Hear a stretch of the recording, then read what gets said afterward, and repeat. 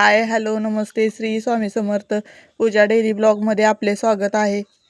आज सकाळी लवकर उठलेली बघा, त्याच्यामुळे का नाही असं उगवता सूर्य म्हणजे थोडासा उगवायचा आणि आभाळात जायचा, थोडा उगवायचा आभाळात जायचा. तो म्हटलं थोडासा व्हिडिओ घ्यावा आणि तुमच्याबरोबर शेअर करावा, कारण का सकाळचं वातावरण एवढं प्रसन्न असतं की काय मन समाधान होतं सकाळचं वातावरण बघून.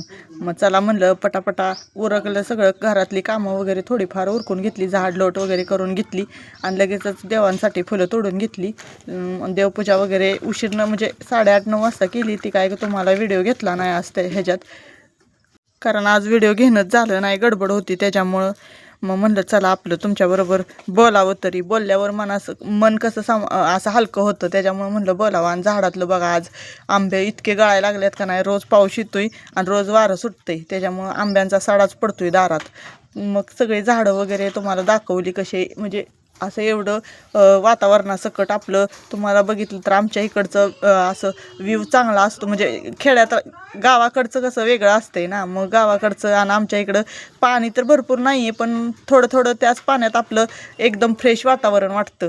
आणि झाडं पण अशी हिरवी हिरवी आहे, ती मोठी झाडं असल्यामुळे जरा हिरवी येते, आणि छोटी काय झाडं लवकर म्हणजे आता ह्या दिवसात लय ही होतं, पाणी नसल्यामुळं आपदा होती. पण आता पावसामुळं जरा हाय, बरंच आहे. मग ही पाणी बघा सकाळी आलं तर त्यावेळेस मिस्टर आमचे सगळं पाण्याची व्यवस्था करत होते झाडांना जायसाठी, आणि मुलगा पण होता. आणि काय काय अशी जळलेली झाडं खोडं होती ती काढत होतं ती, आणि त्याला हे करत होतं, आळंबिळं करून माती बिती लावत होतो. कारण का की पाणी मुरायला पाहिजे ना जमिनीत, नुसतंच वरनं पाणी जाऊन काय उपयोग नाही त्याचा.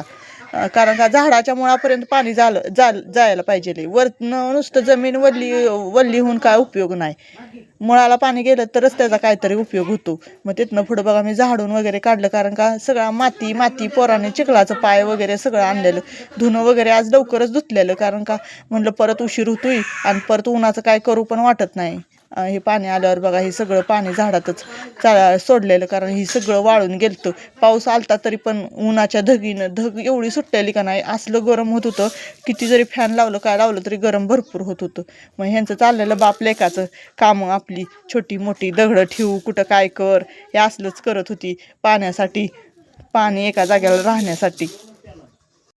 आमच्याकडे आहे का नाही किती तर प्रकारचे आंबे आहेत बघा, असे म्हणजे काय असे ह्याच्यासारखे गोल आंबे आहेत, असे म्हणजे नावं काय वेगवेगळे आहे ती मला काय माहीत नाही. पण प्रत्येक आमच्या 5-6 दारात 5-6 झाडं आहेत ती आंब्याची, त्याला वेगवेगळेच नमुन्याचे आंबं लागले ती. मग मी पोरांना पाणीपुरी दिली खायला बघा शाळेतनं आल्यानंतर. मग पोरांनी खाल्ली, कशी खायची त्यांना दाखवत होती. पाणी काय नव्हतं त्याच्यात, पण नुसत्या पुऱ्या होत्या.